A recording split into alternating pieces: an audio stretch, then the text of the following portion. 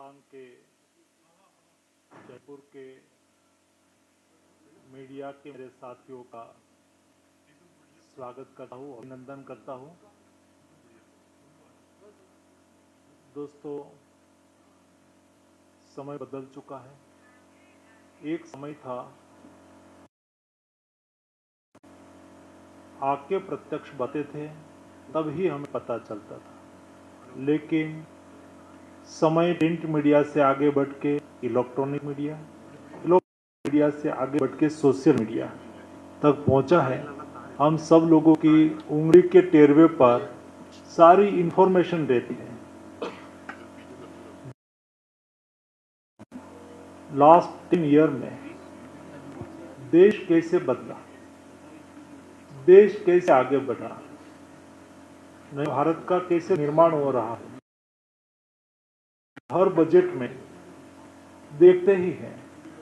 आपने और मैंने ये भी कार्य संस्कृति सरकारों की देखी है। बजट एक अनाउंसमेंट का माध्यम था, बजट वादा करने का माध्यम था। 2014 में मोदी जी के नेतृत्व में एक नई कार्यशैली विकसित हुई है, जिसमें बजट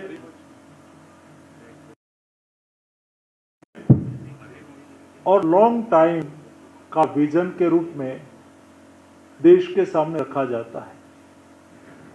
जब अभी ही देश ने आजादी का 75 साल पूर्ण करा, यानी कि देश ने आजादी का अमृत महोत्सव मनाया, तब जब रेड फोर्ट से प्रधानमंत्री जी ने हुए कहा था कि हम 2047 यानी कि जब देश आजादी का शताब्दी वर्ष मनाता हो, तब हमें देश राष्ट्र बनाना है। तो 25 साल का रोड मैप भी तैयार कर गया। जब कोविड के समय हम सब लॉकडाउन में थे, लेकिन भारत सरकार के सभी मंत्रीगण अलग अलग ग्रुप बना के स्टेक होल्डर से कंसल्टेशन कर रहे थे और विकसित भारत की परिकल्पना के अनुरूप डाटा साझा कर रहे थे। सारा रोड मैप की एक्सरसाइज हो रही थी। 2047 में जो हमारा संकल्प है उसको सिद्ध पाए। जब संकल्प सिद्ध करने की बात आई या तो संकल्प रखने की बात आई, तो रोड मैप बहुत हम सब लोगों ने देखा है। 1985 में सम्माननीय राजीव गांधी देश के प्रधानमंत्री हुआ करते थे। उन्होंने विकसित की बात, उन्होंने 21वीं सदी की बात रही थी। 21वीं सदी की बात यानी कि एक टाइप के विकसित भारत की ही बात थी। लेकिन अच्छा था, लेकिन विचार के लिए कार्य योजना नहीं बनी। मैं आपको उदाहरण के तौर पे मैं बता सकूं कि हमें यहाँ से दिल्ली जाना है, हमने ट्रेन की टिकट ली है, ट्रेन की टिकट ले लिए, दिल्ली जाना है वो तय कर लिया। लेकिन दिल्ली जाने के लिए हमें रेलवे स्टेशन पर जाना होगा और जो टाइम है ट्रेन का, वो टाइम के 15 मिनट पहले पहुंचना होगा। जो प्लेटफॉर्म है, ये प्लेटफॉर्म पर जाना होगा और कोच नंबर S5 है, तो S5 के सामने खड़े रहना होगा। ट्रेन तो आएगी, 3 मिनट रुकेगी, ट्रेन चली जाएगी। हम टाइम पर प्लेटफॉर्म पर नहीं पहुंचे तो हम हमारा गंतव्य नहीं पहुंच पाएंगे। हमें टाइम पर रेल स्टेशन पर पहुंचना यानी कि समय पर कार्य योजना का इम्प्लीमेंटेशन करना, सरकार ने उस वक्त करा, लेकिन कार्य योजना नहीं बना पाई। तो विकसित भारत का उनका 21वीं सदी का अपना स्वप्न ही रह गया। लेकिन मोदी जी ने अगस्त 2022 को रेड फोर्ट से उद्बोधन करते हुए देश के सामने विकसित भारत की रोड मैप भी बताया। उन्होंने कहा, विकसित भारत बनाने के लिए देश के 140 करोड़ की जनता विकसित भारत का संकल्प लेंगे। दूसरा उन्होंने कहा, करोड़ की जनता संकल्प लेते हैं कि हम गुलामी के प्रतीकों को त्याग करेंगे, यानी कि हम हमारे विचार का मॉडल जो गुलामी के प्रतीक है। फॉर एग्जाम्पल, मैं पार्लियामेंट में 2012 में बैठे थे, पंचरिया जी मेरे साथ में बैठते थे। ये अंग्रेज सरकार ने बनाई हुई पार्लियामेंट थी। आज हमारे इंजीनियर, हमारे आर्किटेक्चर, हमारे कामगारों के द्वारा बनाई हुई आत्मनिर्भर के तहत बनी हुई पार्लियामेंट में बैठे 1200 कानून ऐसे थे जो अंग्रेजों ने बनाया था, वो चलता था, 75 साल तक चला। 1200 कानून को रिपील करा गया। आज भारत की संसद ने बनाया हुआ कानून से देश का राजपथ था जो राष्ट्रपति भवन तक जाता था। प्रधानमंत्री जी ने कहा कि राष्ट्रपति भवन में बैठ के अपना कर्तव्य का निर्वहन करती है। एक राजपथ की जगह भी उसको कर्तव्य पथ बनाया गया। दिल्ली में आज इंडिया गेट पर जाएंगे तो वहां की विजिट के अवसर पर उसका स्टेचू लगाया था। आज वहां पर सुभाष चंद्र बोस का स्टेचू दिखता है। तो हम गुलामी के प्रतीक को करेंगे। तीसरा प्रण दिलवाते हुए मोदी जी ने कहा था, हम विरासत से प्रेरणा लेंगे। हमारी विरासत बहुत जाजरमान है, हमें आगे बढ़ना है, लेके आगे बढ़ेंगे। कोई परिवार है, कोई फ्रीडम फाइटर का परिवार है, तो उसकी थर्ड जनरेशन आज भी प्राउड फील करती है, मेरे फोर फादर फ्रीडम फाइटर। तो उसकी विरासत, उसकी भी विरासत, हमारा सामाजिक जीवन, हमारा आर्थिक जीवन बहुत समृद्ध था, हमारी सोसाइटी सिस्टम, उससे प्रेरणा लेके हम आगे बढ़ेंगे, विकसित भारत बनेंगे। चौथा, मोदी जी ने कहा कि देश के हर नागरिक एक कदम से कदम मिला के सामूहिकता से आगे बढ़ेंगे। सब काम में सब लोग सामूहिकता देखेंगे। एक व्यक्ति एक स्टेप आगे बढ़ता है, एक स्टेप आगे बढ़ता है, व्यक्ति स्टेप आगे बढ़ता है। 140 करोड़ की जनता एक साथ में एक स्टेप भर, 140 करोड़ स्टेप एक साथ में आगे बढ़ जाता है। तो हम विकसित भारत कदम से कदम मिला के एक संकल्प साथ आगे बढ़ेंगे। पांचवा प्रण दिलवाते हुए मोदी जी ने कहा कि देश के 140 करोड़ की जनता, हम सब लोग नेशन के प्रति हमारा कर्तव्य वहन करें। जो भी व्यक्ति जहां भी है, जिस भी पोजीशन पर है, आप जर्नलिस्ट है तो आपके मन में ये जज्बा हो कि मैं जो भी लिखूं, मैं जो भी न्यूज दूं, ये न्यूज नेशन फर्स्ट, देश को कोई नुकसान नहीं हो रहा है, मेरा समाज की जागृति हो रही है, समाज को मैं ऐसी इंफॉर्मेशन दे रहा हूं जो सशक्तिकरण होगा। ये जज्बा देश के एक जर्नलिस्ट के रूप में आप में हो, मैं एक मिनिस्टर हूं तो मेरे मन में जज्बा हो कि देश 140 करोड़ की जनता ने डेमोक्रेसी में मिशन पर दिया है, तो मैं मिनट मेरे देश के लिए उपयोग करूं, यानी कि मेरा कर्तव्य का निर्वहन करूं। एक व्यापारी हो, एक शिक्षक हो, सोचे कि मेरे सामने भविष्य है, मैं उसमें से ऐसा लीडर तैयार करूं, एक ऐसा आदर्श नागरिक तैयार करूं जो विकसित भारत की संकल्पना के साथ कदम से कदम मिलाए। ऐसे 5 और रोड मैप के आधार पर हमारा बजट बनता है। ये बजट कोई अनाउंसमेंट नहीं है। मुझे भली भांति याद है 2014 के पहले बजट में देश में ऐसी 1200 से अधिक अनाउंसमेंट पिछले 10 साल में हुआ था। बजट में धरती पर उसका इम्प्लीमेंटेशन हुआ था। के अलावा हम नक्कर एक साल की कार्य योजना बताए और कार्य योजना में एक हर साल के लिए निश्चित करें, भाई ये साल ये हमारे तय करा कि ये 2025-26 के लिए हमारी प्राथमिकता है तेजी से विकास। जो हमारी आज तक की कार्य योजना चल रही उस समावेशी विकास यानी कि समावेशीता को सुनिश्चित करना, यानी कि विकास सर्वग्राही होना चाहिए। इंफ्रास्ट्रक्चर डेवलपमेंट भी होना चाहिए, एग्रीकल्चर डेवलपमेंट, किसान का कल्याण भी होना चाहिए, महिलाओं का विकास भी होना चाहिए, समावेशी विकास, सर्वस्पर्शी विकास, इसको सुनिश्चित करने के लिए कहा।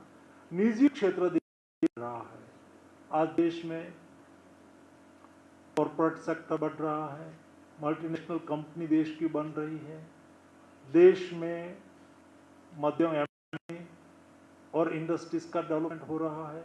हमारी इंडस्ट्रीज हो, हमारा निजी सेक्टर हो, वो भी हमारे देश के विकास में सहयोग करे, वो अपना मैन्युफैक्चरिंग ही करे, लेकिन अब सोशल रिस्पॉन्सिबिलिटी को भी अदा करे।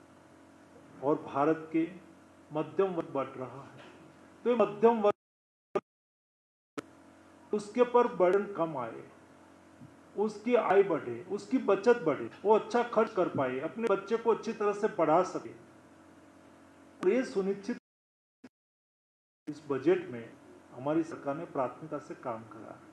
दोस्तों, आपने ये देखा होगा लास्ट 10 साल में एक भी टैक्स,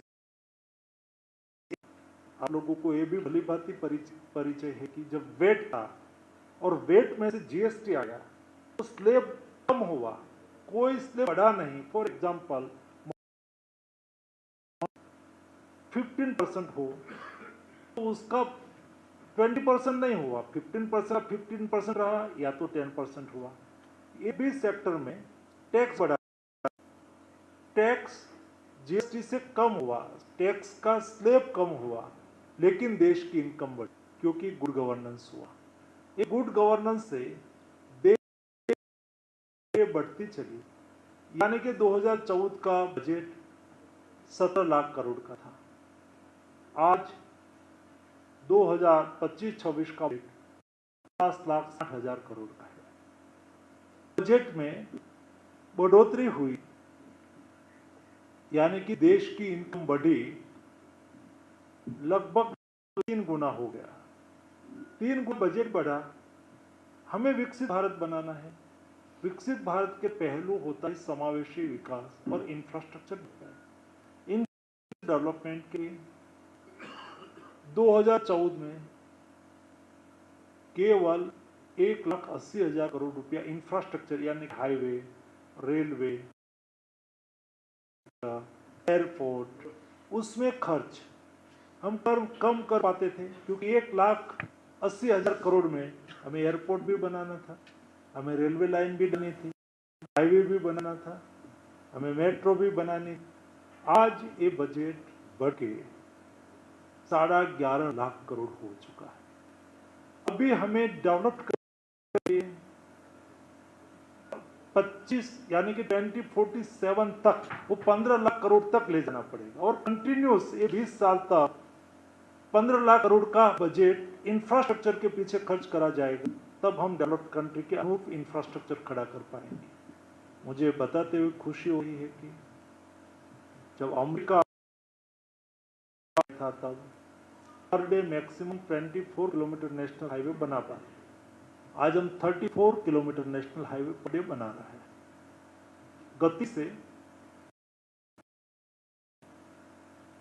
इंफ्रास्ट्रक्चर डेवलप हो रहा है, समावेशी विकास, गति शक्ति के तहत देश में कहां रोड हाईवे, 25 साल में कहां हाईवे डेवलप होना है, कहां रेलवे डेवलप होनी है, कैसे होनी है, कहां इंडस्ट्रियल क्लस्टर है, कहां इंडस्ट्रियल क्लस्टर डेवलप करना है, कहां पोर्ट है, एयरपोर्ट की आज की कैपेसिटी क्या है, गति शक्ति के मैप पर सारे इंगित करे गए हैं।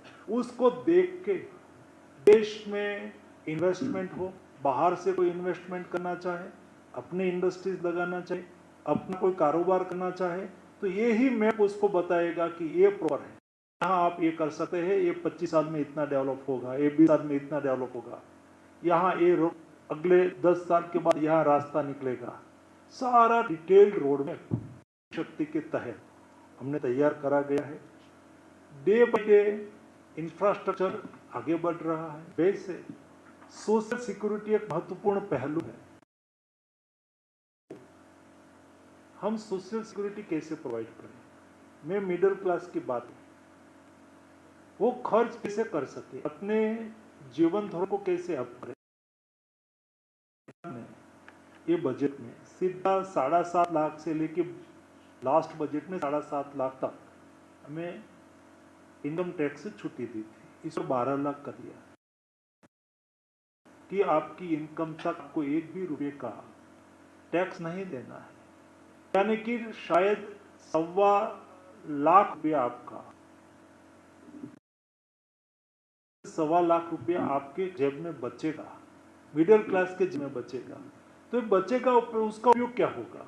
अपने बच्चे के एजुकेशन के लिए होगा, परिवार के भरण पोषण होगा, अपने सुखा के लिए होगा। आप फ्रीज नहीं है तो ले आएंगे, आपकी जीवन जरूरी चीजें हैं, ये आपके घर में आपके जीवन में आएगी। एक डिसीजन लेके एक मिडिल क्लास को मदद करने की कोशिश करी। एमएसएमई का स्लैब भी हमने ऑलरेडी बढ़ा दिया है, एमएसएमई की डिफिनेशन में चेंज किया। आपको कुछ सरकार का सपोर्ट चाहिए, सरकार सपोर्ट करती है, तो उसके लिए तय था कि माइक्रो इंडस्ट्रीज को किसको माने का हो, तो हम उसको माइक्रो इंडस्ट्रीज मानते थे, कुटीर उद्योग। आज उसको 2.5 करोड़ बना दिया, कर दिया। इन्वेस्ट करोड़ तक करेंगे तो उसको माइक्रो इंडस्ट्री ही मानी जाएगी। और उसका टर्नओवर पहले ईयरली टर्नओवर माइक्रो में 5 करोड़ दिया, 10 करोड़ दिया। स्मॉल इंडस्ट्रीज की डिफिनेशन क्या थी? तो के 10 करोड़ थी, उसको बढ़ा के इन्वेस्टमेंट 25 करोड़ कर दिया, टर्नओवर 50 बढ़ा के 100 करोड़ कर दिया। मीडियम इंडस्ट्रीज के लिए इन्वेस्टमेंट 50 करोड़ था, उसको बढ़ा के 125 करोड़ कर दिया, और टर्नओवर उसको बढ़ा के 500 करोड़ कर दिया। तो जो एमएसएमई के लिए, कुटीर उद्योग के लिए और मीडियम स्केल की इंडस्ट्रीज के लिए सरकार की ओर से जो सहायता मिलनी थी, ज्यादा लोगों को उसके लिए अपॉर्चुनिटी मिलेगी, क्योंकि उसका स्लैब बढ़ गया।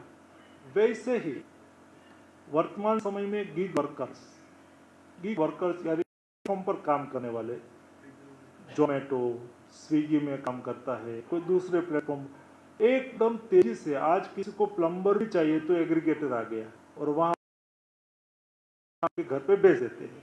ये सब लोग छोटे छोटे वर्कर्स हैं, उसके कल्याण के लिए क्या करें? तो हमारी सरकार ने तय किया कि उसको आयुष्मान भारत योजना कवरेज दिया जाएगा, ताकि उसको हेल्थ सिक्योरिटी मिल जाए। और आने वाले दिनों में हम उसके लिए और पेंशन सिक्योरिटी की ओर भी 1 करोड़ लोगों को ये लाभ दिया। दोस्तों, 2 टाइप की सिक्योरिटी लाइफ में बहुत जरूरी होती है। बीमारी कभी किसी को पूछ के नहीं आती है, गरीब के यहाँ भी आती है। जब पैसेदार व्यक्ति के यहाँ बीमारी आती है, उसके जेब में पैसा होता है, वो इलाज करवा सकते हैं। लेकिन कोई गरीब के यहाँ बीमारी आ जाती है, उसके जेब में पैसा नहीं होता है।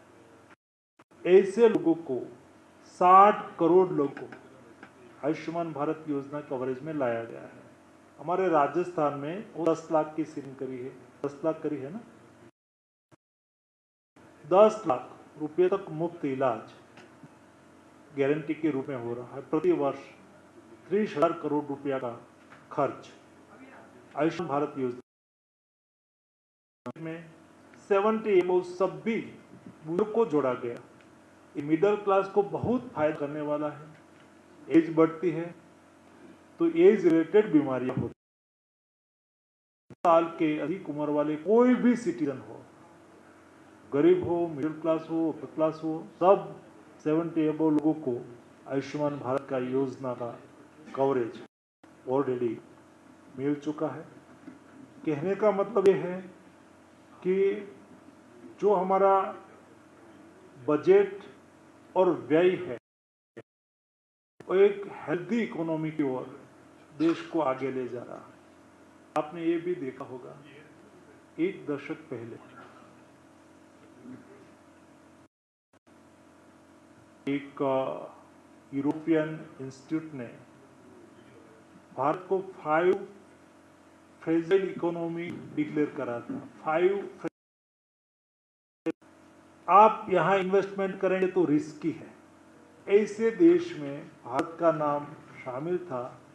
आज यही भारत है, एक दशक के बाद वो दुनिया के 5वें क्रम की सबसे बड़ी इकोनॉमी हो चुकी है और हम दुनिया की तीसरे नंबर की बड़ी इकोनॉमी 2028 में बनेंगे। हमारे नीति आयोग के पूर्व अध्यक्ष पनगडिया जी ने कहा है, इस दिशा में बहुत गति से आगे बढ़ रहे हैं। जब सोशल सिक्योरिटी बढ़ती है तो आउट ऑफ पॉकेट एक्सपेंडिचर कम होता है।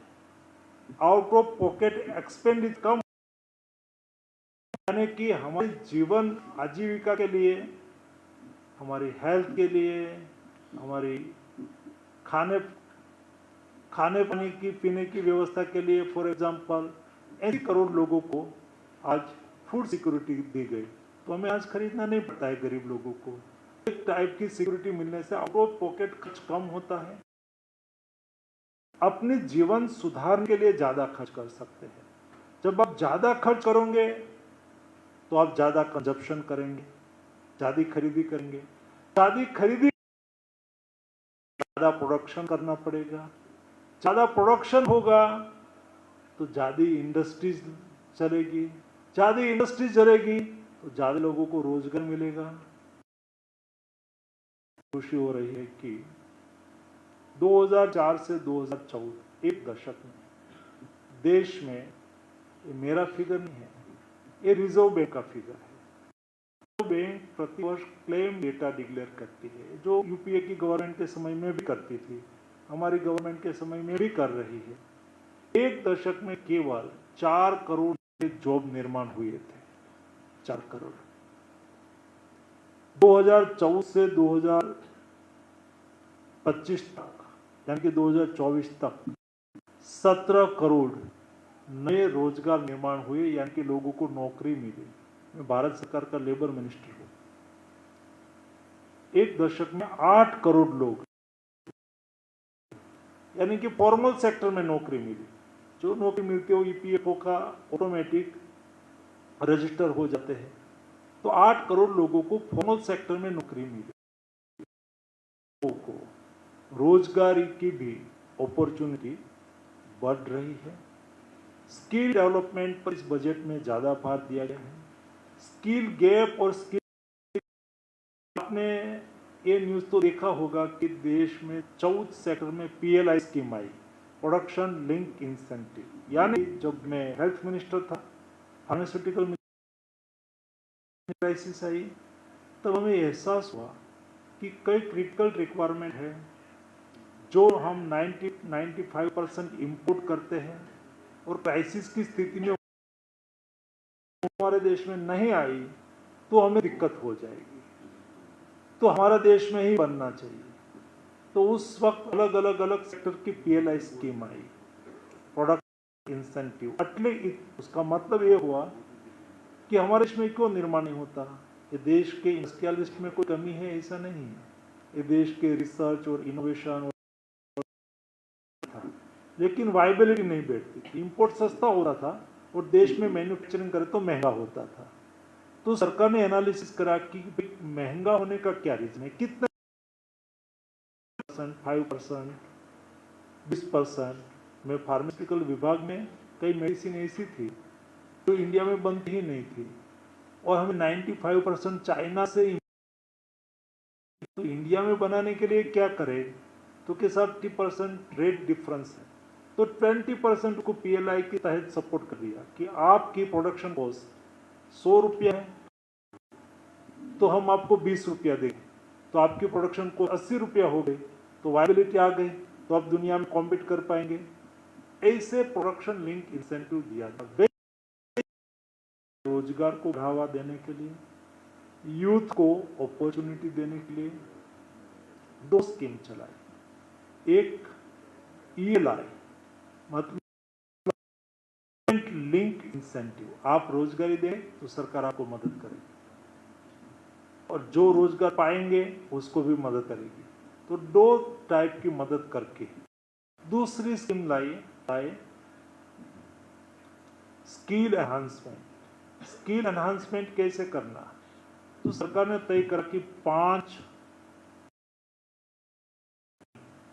उसमें 1 करोड़ लोगों को 5 साल में ट्रेन करा जाएगा, इंटर्नशिप करवाई जाएगी। बड़ी कंपनी में क्यों, मल्टीनेशनल कंपनी हो, देश की बड़ी कंपनी हो, उस कोई युवा इंजीनियर हो, या तो कोई कॉमर्स ग्रेजुएट हो, या तो इस लेवल के युवा वहाँ जो काम करेंगे, तो मल्टीनेशनल कंपनी में कल्चर होता है, ये वर्क कल्चर वो वहाँ से सीखेंगे। 1 साल इंटर्नशिप करके बाद में कोई एमएसएमई का हेड बनेगा वो, तो वहाँ भी ये वर्क कल्चर लाएगा। तो आने वाले दिन में इंडस्ट्रीज सेक्टर ज़्यादा सशक्त हो, इस दिशा में लास्ट बजट में प्रावधान करा गया था, जो हमारा विकसित भारत का रोड मैप को एग्रीकल्चर सेक्टर में 4 टाइम बजट बढ़ाया गया। शिक्षा सेक्टर में भी बैंक के बाद स्कीम को बढ़ावा देके हायर एजुकेशन के लिए लोन का भी प्रावधान करा गया। दोस्तों, कुल मिला के जो इस बजट है, ये बजट लॉन्ग टाइम के विजन के साथ 1 साल का लॉन्ग टाइम का विजन है, 1 साल का रोड मैप है। 1 साल में हम यही रास्ते पे आगे बढ़ के आने वाले दिनों में, यानी कि 1 साल बाद उसके पूरक ही बजट ने एकदम लिंक के साथ, कोई इलेक्शन आ रहा है तो इलेक्शन सेंट्रिक बजट दे दे, ऐसा नहीं। लेकिन हर साल आप देखो, 2022-23 की बजट की बात करूं तो तभी हमारी प्रायोरिटी क्या थी, हमारा विजन क्या था, सभी के लिए विकास और कल्याण पर ध्यान केंद्रित करना, तकनीक, जलवायु संरक्षण को बढ़ावा देना। 22-23 की बजट की बात कर रहा हूं। और उस वक्त हमने कहा निजी निवेश से विकास शुरू कर सरकारी निवेश से उसे आगे बढ़ाना।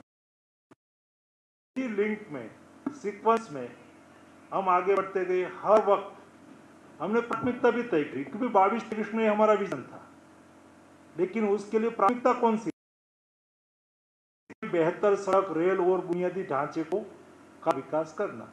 तो आज हम कहते हैं कि उसको आगे बढ़ना, तो सीक्वेंस हुई।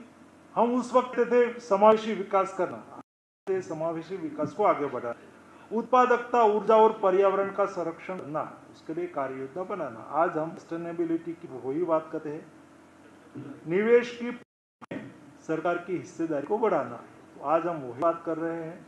वे इससे 23-24 के लिए देखो यही सीक्वेंस में, इसलिए आपको याद दिला रहा हूँ। 23-24 में हमने, मैं पहले का विजन का 22-23 का, अभी 23-24 में 24 के बजट में हमने क्या कहा था, युवा वर्ग पर विशेष ध्यान देते हुए नागरिकों के लिए भरपूर अवसर प्रदान करना, बुद्धि के लिए प्रोत्साहन देना। तो अभी हमने तब स्टार्ट करा था, तो आज मैंने लास्ट बजट में ये लाई की स्कीम आई, आज मैं उसको एमएसएमई की ओर आगे बढ़ा। सुदृढ़ और स्थिर अर्थतंत्र। एक समय था देश को गोल्ड को गिरवे रख के बजट, आज देश की स्थिति नहीं है। हमारी इनकम भी सशक्त है, हमारा बजट भी बढ़ता जा रहा है, हमारा खर्च भी बढ़ता जा रहा है। और उस वक्त भी प्राथमिकता हमने वही कही, देखो 23-24 की प्राथमिकता, समावेशी विकास, अंतिम छोर तक पहुंचना, इंफ्रास्ट्रक्चर पर निवेश, क्षमता का संपूर्ण उपयोग, हरित विकास, युवा विकास और फाइनेंशियल सेक्टर में सस्टेनेबिलिटी। और उस वक्त 2024-25 में हमारा विजन क्या था, गरीब, युवा, अन्नदाता और नारी, ज्ञान पर हमने भार दिया था। 1 साल का हमने रोड मैप तैयार करा था।